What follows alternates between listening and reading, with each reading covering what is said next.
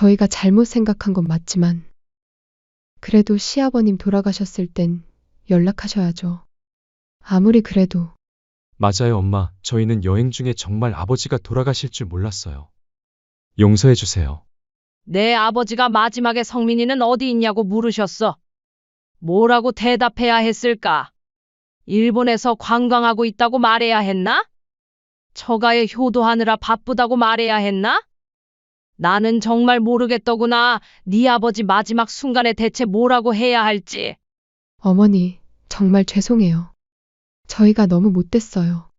다시는 이런 일 없을게요. 다시는? 이미 끝났어. 정순 씨가 서류 봉투를 테이블에 내려놓았습니다. 이게 뭐예요? 증여 철회 통지서야. 너희에게 준 집과 상가 모두 다시 내 이름으로 돌려받을 거다. 어머니, 이게 무슨... 민법 제556조 수증자의 배은 행위에 의한 증여 철회. 변호사한테 문의해봐. 어머니, 아무리 저희가 잘못했다고 해도 이건 너무... 너네들 이번에 여행 간 것뿐만 아니고 평소에 바쁘다는 핑계로 병문안 한 번을 제대로 와봤니? 너네들 입장에서는 이제 좋겠구나. 앞으로는 귀찮게 병문안 와달라고 사정하는 부모도 없을 거고 명절에도 생일 때도 올 시댁은 없을 거다. 이번 사연의 주인공은 72세 한정순 씨입니다. 정순 씨는 남편 최영호 씨와 결혼한 지 벌써 45년이 넘었습니다. 젊은 시절 연애 결혼으로 만난 두 사람은 그동안 크고 작은 인생의 풍파를 함께 견뎌왔죠. 하지만 남편 영호 씨가 76세가 되었을 때 남편에게 심장 질환이 찾아왔습니다. 처음에는 가벼운 증상이었지만 점점 상태가 악화되면서 결국 장기 입원을 하게 되었죠. 정순 씨는 매일같이 병원을 오가며 남편을 간병했습니다. 새벽 6시면 어김없이 집을 나서 병원으로 향했고 밤늦게까지 병실을 지켰죠. 손목에는 늘 병원 출입증이 걸려 있었고 가방 안에는 영호 씨가 좋아하는 죽과 반찬들이 들어 있었습니다. 그런데 이상했습니다. 12세인 아들 성민이와 40세인 며느리 은주가 좀처럼 병문안을 오지 않았어요. 처음에는 이해했습니다. 성민이는 회사에서 중간 관리직을 맡고 있어 바쁠 테고 은주도 직장을 다니니까요. 하지만 주말에도 휴일에도 그들의 모습을 보기는 어려웠습니다. 성민아, 아버지가 많이 아프시니까 시간 날 때 한 번씩 얼굴 보여드리면 좋겠다. 얼마나 보고 싶어 하시는데. 순 씨가 조심스럽게 말하면 아들은 늘 같은 대답만 했죠. 알겠어요, 엄마. 요즘 정말 바빠서. 다음 주에는 꼭 갈게요. 하지만 다음 주가 되어도 아들은 오지 않았습니다. 그 다음 주에도 그 다음 주에도 마찬가지였죠. 사실 정순 씨와 며느리 은주의 관계는 예전부터 썩 좋지 않았습니다. 결혼 초부터 며느리는 시댁과 거리를 두려고 했어요. 명절이 되면 노골적으로 불만을 표했죠. 어머니, 저희가 매번 올라가야 하나요? 요즘 시대에 그런 게 어디 있어요? 그래도 명절 때나 얼굴 안 보면 1년에 한두 번도 못 보잖니? 그래도 가족끼리 명절 핑계 대면서 얼굴 보는 거 아니겠니? 못 보면 못 보는 거죠. 저희도 맨날 일해서 명절 때나 돼서야 쉬는 건데요. 며느리의 이런 말을 들을 때마다 정순 씨의 마음은 아팠습니다. 하지만 아들을 생각해서 참았죠. 며느리와 갈등이 생기면 성민이가 곤란해질 테니까요. 젊은 사람들은 생각이 다르니까. 시간이 지나면 마음을 열어주겠지. 정순 씨는 늘 이렇게 생각하며 며느리를 이해하려고 애썼습니다. 처음에는 신혼이니까 그럴 수 있다고 생각했습니다. 하지만 시간이 지날수록 아들 성민이도 점점 거리감이 느껴졌죠. 엄마, 은주도 직장 다니는 몸인데 너무 자주 오라고 하지 마세요. 있잖아요. 며느리한테는 그게 다 부담인데. 성민이의 이런 말들이 정순 씨에게는 상처가 되었습니다. 며느리를 배려하라는 말은 좋지만 그래도 적어도 가족으로서 얼굴 한번 보자는 게 그렇게 부담이 된다는 건 이해하기 어려웠습니다. 며느리 은주는 원래 성격이 직설적이었습니다. 들려 말하는 법을 모르고 자신의 생각을 그대로 표현하는 편이었죠. 시어머니 앞에서도 마찬가지였어요. 어머니, 저는 시댁 행사에 참여하는 게 부담스러워요. 친정도 있고 제 일정도 있거든요. 제가 왜 시댁 눈치를 봐가면서 살아야 하나요? 또 제 인생이 있어요. 그렇게 우리랑 보는 게 부담스러웠니? 그럼요. 아무래도 편할 리가 없잖아요. 그건 맞지만 그래도 서로 노력을 해야 되지 않을까?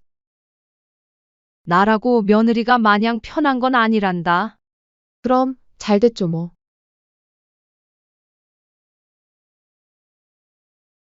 저도 의도치 않게 어머니한테 불편함을 드릴 수도 있잖아요. 서로 편한 게 편한 거지 너무 복잡하게 생각하지 마세요, 어머니. 며느리 은주의 이런 말들을 들을 때마다 정순 씨는 당황스러웠습니다. 며느리라는 게 이런 건가 싶었죠. 하지만 가장 큰 상처는 2년 전 정순 씨의 칠순잔치 때였습니다. 몇 달 전부터 정성스럽게 준비한 소중한 자리였어요. 친척들, 가족들 모두 초대해서 정순 씨의 70번째 생일을 축하하려고 했죠.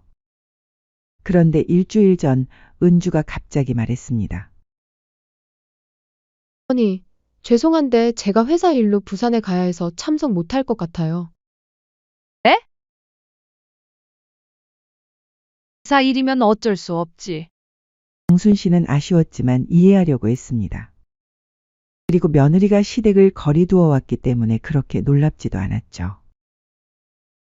순잔치 당일 친척들과 지인들이 모인 자리에서 정순 씨는 해명하기 바빴습니다. 우리 며느리가 요즘 워낙 일이 잘 풀려서 회사에서 놔주질 못한다네. 이번에 꼭 오고 싶어 했는데 말이야. 물론 거짓말이었습니다. 그날 밤 정순 씨는 한참을 고민에 빠졌죠. 10년을 살아오면서 이렇게 서럽고 외로운 적이 있었나 싶었죠. 가족이 된다는 게 정말 쉽지가 않구나. 그리고 지금 남편이 중환자실에 누워있는 상황에서도 들과 며느리의 태도는 크게 달라지지 않았습니다. 의사는 계속해서 안 좋은 소식만 전해왔어요. 정순 씨는 다시 성민이에게 전화를 걸었습니다. 성민아, 의사 선생님이 아버지 상태가 많이 안 좋다고 하시네.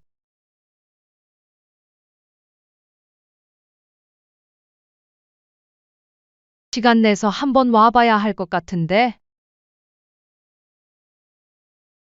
그래도 의학이 발달했는데 그렇게 걱정 안 하셔도 될 거예요. 일단 상황을 지켜보죠. 성민이의 대답은 여전히 심드렁했습니다. 마치 남의 일처럼 들렸어요. 그래도 성민아, 한 번만. 엄마, 지금 회사에서 중요한 프로젝트 진행 중이라 정말 빠질 수가 없어요. 아버지도 이해하실 거예요. 전화 너머로 은주의 목소리가 들렸습니다. 또 병원 이야기예요? 매번 그러시면 저희도 스트레스 받아요. 정순 씨는 전화를 끊고 한숨을 깊게 쉬었습니다. 내가 너무 많은 걸 바랐나? 남편이 위험한 상황인데 아들은 왜 이렇게 무관심할까요? 며느리야 그렇다 치더라도 친아들까지 이럴 줄은 몰랐습니다. 병실에서 잠든 남편의 손을 잡고 있던 정순 씨는 문득 무서운 생각이 들었습니다. 만약 남편이 정말 떠나게 되면 나는 혼자가 되는 건가? 성민이와 은주가 있지만 정작 의지할 수 있는 사람은 아무도 없는 것 같았어요. 칠순잔치 때처럼 언제라도 거짓말을 하고 외면할 수 있는 사람들이니까요. 정순 씨는 점점 깊어지는 외로움을 혼자 견뎌가고 있었습니다. 남편의 마지막 순간이 다가오고 있다는 걸 알면서도 그 무거운 현실을 홀로 짊어져야 한다는 사실이 너무 버거웠죠. 하지만 정순 씨는 아직 모르고 있었습니다. 앞으로 겪게 될 일들이 지금까지의 상처와는 비교도 안 될 만큼 큰 충격이 될 거라는 걸 말이에요. 남편 영호 씨의 상태는 날이 갈수록 악화되고 있었습니다. 어르신 상태가 많이 위험합니다. 심장 기능이 현저히 떨어지고 있어서 가족분들이 마음의 준비를 하시는 게 좋을 것 같습니다. 그러면 얼마나 더 버티실 수 있을까요? 정확히 말씀드리기는 어렵지만 길어야 일주일 정도로 보입니다. 정순 씨는 다리에 힘이 빠지는 걸 느꼈습니다. 45년을 함께 산 남편이 정말 떠날 시간이 다가온 거였어요. 병실로 돌아온 정순 씨는 잠든 남편의 손을 꼭 잡았습니다. 여전히 따뜻한 손이었지만 예전보다 많이 마른 것 같았어요. 성민아, 네, 엄마. 무슨 일이세요? 아버지 상태가 의사 선생님이 마음의 준비를 하라고 하시네. 정말 얼마 못 가실 것 같다. 전화 너머로 잠시 침묵이 흘렀습니다. 엄마, 또 그런 소리세요. 저번에도 그렇게 말씀하셨는데 아버지 멀쩡히 계시잖아요. 성민아, 이번엔 정말 다르다니까. 의사 선생님이 직접 엄마, 의사들이 원래 그래요. 혹시 모르니까 미리 겁주는 거예요. 아버지 건강하신 분이잖아요. 그럼 다음 주쯤에 한번 찾아뵐게요. 다음 주? 너무 늦는 거 아니니? 사실 저희가 일본 여행을 예약해놨어요. 저희도 일하고 오랜만에 휴가라 취소할 수가 없을 것 같아요. 대신 다음 주쯤 되면 아버지 좋아하는 손주들 데리고 찾아뵐게요. 뭐? 이미 200만 원 넘게 결제해놨는데 지금 취소하면 위약금까지 해서 거의 300만 원 가까이 날아가요. 성민아, 그게 지금 중요한 게 아니잖니. 아버지가 엄마, 아까도 말했지만 아버지 그렇게 쉽게 돌아가실 분 아니에요. 저번 달에도 위험하다고 하셨는데 지금까지 잘 계시잖아요. 호들갑 좀 그만 떠세요. 어떻게 그렇게 말할 수가 있니? 내 아버지 정말로 이번이 마지막일 수도 있으니까. 엄마, 너무 걱정하지 마세요. 설마 이번 주에 바로 돌아가시지는 않을 거잖아요. 저희 여행 다녀와서 바로 병문안 갈게요. 뒤에서 며느리 은주의 목소리가 들렸습니다. 여보, 어머니한테 딱 잘라서 제대로 말씀드려. 우리도 사정이 있다고.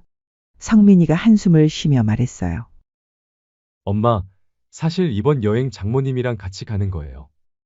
장모님이 오랫동안 일본 가고 싶어 하셨는데 저희가 모시고 가기로 약속했거든요. 안사돈이랑? 네, 장모님이 혼자 계시니까 저희가 효도 차원에서 이미 다 계획 잡아놨는데 갑자기 취소하면 장모님이 얼마나 실망하시겠어요. 성민아, 너가 요 근래에 병문안 안 와서 잘 모르겠지만 상태가 많이 안 좋으시다. 그때 은주가 전화를 받았습니다. 어머니, 죄송하지만 저희도 저희 사정이 있어요. 계속 이런 식으로 하시면 저희도 스트레스 받거든요. 시아버님 아프신 건 안타깝지만 저희가 매번 휘둘릴 수는 없어요. 몇 번째 위험하다고 하시는 건데요. 우리도 우리 생활이 있고 우리 계획이 있어요. 어머니만 중요한 게 아니라고요. 성민이가 다시 전화를 받았습니다. 엄마, 은주 말이 맞아요. 저희도 저희 인생이 있는 거잖아요. 아버지한테도 미안하지만 장모님과의 약속을 지키는 것도 중요해요. 성민아, 너 정말로 그렇게 생각하니? 정순 씨의 목소리에는 실망감이 가득했습니다. 엄마, 왜 그렇게 감정적으로 나오세요? 저희가 가봤자 할 수 있는 게 뭐가 있어요? 어차피 병원에서 다 처리해 주는 거고 저희는 그냥 지켜보기만 하는 거잖아요. 지켜보기만 하는 거라고. 뒤에서 며느리 은주의 목소리가 들렸습니다. 여보, 이럴 거면 전화 끊어버려요. 매번 이런 식으로 죄인 취급당하는 거 정말 싫어요. 어머니, 저희 내일 아침 첫 비행기예요. 정말 죄송하지만 이해해 주세요. 다녀와서 바로 갈게요. 성민아, 엄마 걱정 마세요. 아무 일 없을 거예요. 엄마가 너무 민감하게 반응하시는 것 같아요. 전화가 끊어졌습니다. 정순 씨는 한참 동안 휴대폰을 보고 있었어요. 방금 전 통화가 꿈이었으면 좋겠다는 생각이 들었습니다. 저희가 가봤자 할 수 있는 게 뭐가 있냐고? 지켜보기만 하는 거라고. 성민이의 말들이 정순 씨의 가슴을 후벼 팠습니다. 아버지가 죽어가는데 지켜보기만 하는 거라니요. 그날 밤 정순 씨는 한숨도 자지 못했습니다. 영호 씨 옆에서 밤새 손을 잡고 있었어요. 다음 날 아침 정순 씨의 휴대폰에 메시지가 왔습니다. 엄마, 지금 공항이에요. 아버지 잘 부탁드려요. 걱정 마세요. 아무 일 없을 거예요. 그리고 몇 시간 후 또 다른 메시지가 왔어요. 어머니, 일본 도착했어요. 장모님이 너무 좋아하세요. 아버님 괜찮으시죠? 정순 씨는 메시지를 보고 휴대폰을 던지고 싶었습니다. 이틀째 되는 날 밤이었습니다. 영호 씨의 상태가 급격히 나빠졌어요. 의료진이 부산하게 움직이기 시작했고 간호사가 정순 씨에게 말했습니다. 보호자분, 지금 상황이 매우 위급합니다. 마음의 준비를 하시고 다른 가족분들 연락하시는 게. 정순 씨는 떨리는 손으로 성민이에게 전화를 걸었습니다. 하지만 해외 로밍 때문인지 전화가 연결되지 않았어요. 그때 영호 씨가 희미하게 눈을 떴어요. 여보, 네, 여기 있어요. 걱정 마세요. 성민이는 어디 있어? 정순 씨는 대답할 수 없었습니다. 일본에서 관광하고 있다고 어떻게 말할 수 있겠어요? 곧 올 거예요. 조금만 기다려요. 영호 씨는 고개를 끄덕이며 다시 눈을 감았습니다. 새벽 3시쯤 영호 씨는 정순 씨의 손을 꼭 잡은 채 조용히 숨을 거두었습니다. 여보, 여보. 하지만 영호 씨는 대답하지 않았어요. 정순 씨는 45년을 함께 산 남편을 혼자서 보내야 했습니다. 자식들도 없는 차가운 병실에서 말이에요. 간호사가 와서 정순 씨의 어깨를 토닥였습니다. 많이 슬프시겠지만 가족분들께 연락하셔야죠. 정순 씨는 고개를 저었습니다. 가족이라고 할 사람이 없네요. 그 순간 정순 씨의 마음에는 차가운 무언가가 들어섰습니다. 그동안 아들에게 쌓아온 모정이 한순간에 사라지는 것 같았어요. 정순 씨는 성민이와 은주의 말들이 귓가에 맴돌았습니다. 결국 정순 씨는 영호 씨의 임종도 알리지 않고 혼자서 모든 장례 절차를 진행하기로 마음먹었습니다.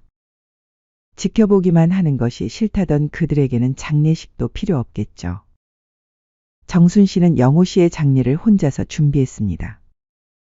장례식장에서 모든 절차를 간소하게 진행했어요. 상주분이 혼자세요? 다른 가족분들은요? 장례식장 직원이 물었습니다. 저 혼자입니다. 정순 씨는 담담하게 대답했습니다. 성민이와 은주가 7박 8일 일본 여행을 간다고 했으니 장례부터 제사까지 모든 걸 끝내고 싶었어요. 첫째 날부터 끝날 때까지 빈소에는 정순 씨 혼자 앉아 있었습니다. 몇몇 이웃들과 영호 씨의 직장 동료들이 조문을 왔지만 가족이라고는 정순 씨뿐이었어요. 그렇게 발인도 혼자 했습니다. 화장장에서도 정순 씨 혼자였어요. 영호 씨의 유고를 받아들고 나서야 모든 게 끝났다는 실감이 났습니다. 장례식장을 나오면서 정순 씨는 휴대폰을 확인해 봤어요. 아들 성민이에게서 온 메시지가 몇 개 있었습니다. 엄마, 아버지 괜찮으시죠? 여행 잘 다니고 있어요. 어머니, 장모님이 일본 음식 맛있다고 하세요. 아버님께 안부 전해드려요. 내일 귀국해요. 돌아가자마자 병원 갈게요. 정순 씨는 메시지를 보고도 아무 답장을 하지 않았습니다. 그리고 바로 장례식장에서 변호사 사무실로 향했어요. 어떤 일로 오셨나요? 증여 철회에 대해 상담받고 싶습니다. 정순 씨의 목소리는 단호했습니다. 증여 철회요? 어떤 경우인지 설명해 주시겠어요? 제가 아들에게 증여한 집과 상가 건물을 다시 돌려받고 싶습니다. 변호사는 서류를 꺼내며 말했습니다. 증여 철회는 쉽지 않은 일입니다. 특별한 사유가 있어야 하는데. 아들이 부모의 임종을 외면했습니다. 그것도 사유가 될까요? 정순 씨가 차분히 말했습니다. 아, 그런 경우라면 민법상 수증자의 배은행위에 해당할 수 있습니다. 구체적으로 어떤 상황인지 말씀해 주세요. 정순 씨는 지난 며칠간 있었던 일들을 차근차근 설명했습니다. 남편의 임종을 앞두고 일본 여행을 떠난 것, 장례식에 참석하지 않은 것까지 모든 걸 말했어요. 이 정도면 충분히 증여 철회 사유가 됩니다. 다만 법적 절차에 시간이 좀 걸릴 수 있어요. 상관없습니다. 제대로 진행해 주세요. 정순 씨는 모든 서류에 도장을 찍었습니다. 그리고 이틀 후 성민이와 은주가 일본에서 돌아왔습니다. 성민이는 집에 도착하자마자 정순 씨에게 전화를 걸었어요. 엄마, 여행 잘 다녀왔어요. 아버지는 어떠세요? 지금 병원 가려고 하는데. 올 필요 없다. 정순 씨의 목소리는 차가웠습니다. 네? 왜요? 아버지가 어떻게 되셨어요? 내 아버지는 3일 전에 돌아가셨어. 전화 너머로 침묵이 흘렀습니다. 뭐라고요? 성민이의 목소리가 떨렸습니다. 장례도 끝났고 제사도 어제 끝났다. 엄마! 왜 연락 안 하셨어요? 저희가 모르게 어떻게. 무슨 연락? 너희가 일본에서 맛있는 거 먹고 구경하는데 방해하고 싶지 않았거든. 정순 씨의 목소리에는 차가운 분노가 담겨 있었습니다. 30분 후 성민이와 은주가 정순 씨 집으로 달려왔습니다. 어머니! 이게 무슨 일이에요? 왜 연락도 안 하시고. 성민이가 숨을 헐떡이며 말했습니다. 연락? 여행 가기 전에 내가 연락했잖니? 내 아버지 위험하다고. 그때 뭐라고 했지? 정순 씨는 소파에 앉은 채 차분히 말했습니다. 그건 저희가 몰랐어요. 정말 그렇게 급하게 돌아가실 줄. 몰랐다고. 아무 일 없을 거라고 말하지 않았니? 그래, 여행은 재미있게 다녀왔으면 됐다. 성민이는 할 말을 잃었습니다. 은주가 나섰어요. 어머니, 저희가 잘못 생각한 건 맞지만 그래도 장례식은 연락하셔야죠. 아무리 그래도 너희가 먼저 아무리 그래도라고 말할 자격이 있니? 정순 씨의 눈빛이 차가워졌습니다. 어머니, 저희가 정말 잘못했어요. 용서해 주세요. 성민이가 무릎을 꿇으며 말했습니다. 내 아버지가 마지막에 성민이는 어디 있냐고 물으셨어. 뭐라고 대답해야 했을까? 어머니, 일본에서 관광하고 있다고 말해야 했나? 처가에 효도하느라 바쁘다고 말해야 했나? 나는 모르겠더구나. 네 아버지 마지막 순간에 대체 뭐라고 해야 할지. 정순 씨의 목소리가 높아졌습니다. 은주가 눈물을 흘리며 말했어요. 어머니, 정말 죄송해요. 저희가 너무 못됐어요. 다시는 이런 일 없을게요. 다시는? 이미 끝났어. 정순 씨가 서류 봉투를 테이블에 내려놓았습니다. 이게 뭐예요? 성민이가 서류를 확인했습니다. 증여 철회 통지서야. 너희에게 준 집과 상가 모두 다시 내 이름으로 돌려받을 거다. 어머니, 이게 무슨. 민법 제556조 수증자의 배은행위에 의한 증여 철회. 변호사한테 문의해봐. 성민이와 은주는 서류를 보고 얼굴이 새하얘졌습니다. 어머니, 아무리 저희가 잘못했다고 해도 이건 너무. 불효자식도 이런 불효자식이 없겠다. 이번에 여행 간 것뿐만 아니고 평소에 바쁘다는 핑계로 병문안 한 번을 제대로 와봤니? 너네들 입장에서는 이제 좋겠구나. 앞으로는 귀찮게 병문안 와달라고 사정하는 부모도 없을 거고 더 이상 신경 써야 할 일도 줄어들었으니 말이야. 정순 씨가 일어섰습니다. 이제 너희와 남남이다. 더 이상 연락하지 마라. 엄마!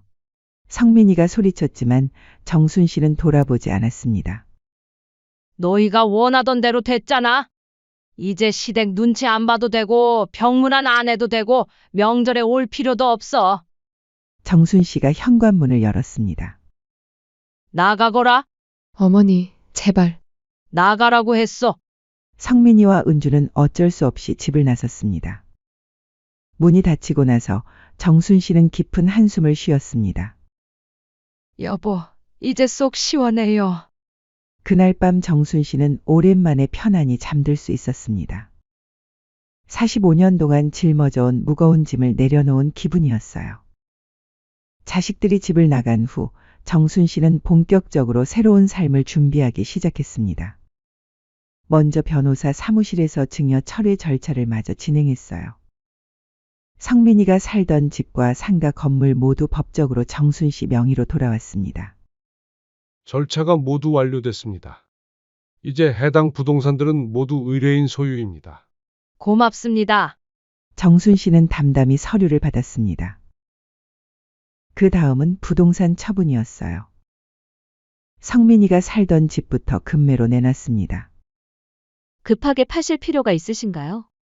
시세보다 낮춰서 내놓으시면. 상관없어요. 빨리 팔렸으면 좋겠어요. 일주일 만에 집이 팔렸습니다. 상가 건물도 한 달 안에 처분했죠. 한편 성민이와 은주는 하루아침에 살 곳을 잃고 혼란에 빠졌습니다. 여보, 이제 어떻게 해요? 집도 없고. 은주가 눈물을 흘리며 말했습니다. 일단 월세부터 알아봐야겠어. 전세금도 없으니까. 아들 성민이도 막막했습니다. 그동안 어머니가 마련해준 집에서 살다가 갑자기 쫓겨나니 당장 들어갈 곳이 없었어요. 어머니한테 다시 가서 빌어봐요. 아무리 그래도 친자식인데. 이미 가봤어. 문도 안 열어주셔. 성민이는 지난 일주일 동안 매일 어머니 집을 찾아갔지만 정순 씨는 만나주지 않았습니다. 결국 성민이 부부는 작은 월세집으로 이사해야 했어요. 예전에 살던 집의 절반도 안 되는 좁은 곳이었죠. 은주가 한숨을 쉬었습니다. 그때 가지 말자고 했어야 했는데. 이제 와서 그런 소리해서 뭐해. 성민이도 후회했지만 이미 늦었습니다. 반면 정순 씨는 모든 걸 정리하고 고향인 전북 순창으로 내려갔습니다. 영호 씨의 유골함을 들고 기차에 오른 정순 씨의 마음은 이상하게 홀가분했어요. 순창에 도착한 정순 씨는 시내에서 조금 떨어진 한적한 곳에 작은 집을 마련했습니다. 마당에 있는 단층 집이었는데 영호 씨와 함께 노후를 보내기로 했던 바로 그런 집이었어요. 집을 꾸미는 것도 즐거웠습니다. 거실 한쪽에는 영호 씨의 사진을 모시고 작은 제단을 만들었어요. 매일 아침 차 한 잔씩 올리며 영호 씨와 대화했습니다. 여보, 오늘도 날씨가 좋네요. 마당에 꽃이라도 심어볼까요? 정순 씨는 텃밭도 가꾸기 시작했어요. 상추, 고추, 토마토 같은 채소들을 심고 매일 물을 주었습니다. 이웃들도 친절했어요. 시골이라 그런지 정순 씨가 혼자 사는 걸 안쓰럽게 여기며 자주 안부를 물어줬습니다. 그렇게 몇 달이 지나자 성민이에게서 연락이 왔습니다. 엄마, 어디 계세요? 집에 가봐도 계시지 않고. 정순 씨는 전화를 받지 않았습니다. 문자도 왔어요. 어머니, 제발 한 번만 연락 주세요. 저희가 정말 잘못했어요. 추석이 되었습니다. 정순 씨는 간단히 차례상을 차리고 남편에게 절했습니다. 그날 밤 성민이에게서 전화가 왔습니다. 정순 씨는 한참 망설이다가 전화를 받았어요. 엄마, 성민이의 목소리는 울먹이고 있었습니다. 오늘 추석인데 차례는 지내셨어요? 지냈다. 정순 씨의 대답은 짧았습니다. 저희가 가서 도와드릴까요? 필요 없다. 늘 항상 혼자 했는데 새삼스레 왜 그러니? 엄마, 제발 용서해 주세요. 저희가 정말 잘못했어요. 성민이가 울면서 말했습니다. 용서? 이미 끝난 일이야. 엄마, 아버지 제사는 어떻게 해요? 저희가 가서. 내 아버지 제사도 내가 알아서 할 거야. 너희는 신경 쓰지 마라. 살아계실 때 잘했어야지. 이제 와서 이게 다 무슨 소용이니? 정순 씨는 전화를 끊어버렸습니다. 남편 영호 씨의 기일이 다가왔습니다. 정순 씨는 혼자서 제사상을 차렸어요. 영호 씨가 좋아하던 음식들로 정성스럽게 준비했습니다. 여보, 1년이 벌써 지났네요. 그곳은 어때요? 편안한가요? 나도 나중에 따라가면 기다리고 있을 거죠? 정순 씨는 남편의 영정사진을 보며 미소 지었습니다. 그날도 성민이에게서 연락이 왔지만 정순 씨는 받지 않았어요. 2년이 지났습니다. 정순 씨는 순창에서의 생활에 완전히 적응했어요. 텃밭도 넓혔고 동네 할머니들과 함께하는 취미 활동도 시작했습니다. 정순 씨, 요즘 표정이 정말 밝아지셨어요. 그래요? 저도 그런 것 같아요. 정순 씨는 진심으로 행복했습니다. 눈치 볼 일도 없고 상처받을 일도 없었어요. 성민이와 은주는 여전히 월세집에서 살고 있었습니다. 매년 명절과 영호 씨 기일이 되면 연락을 시도했지만 정순 씨는 응답하지 않았어요. 성민이는 후회해도 소용없다는 걸 알고 있었습니다. 어느 봄날 정순 씨는 마당에서 꽃 구경을 하고 있었어요.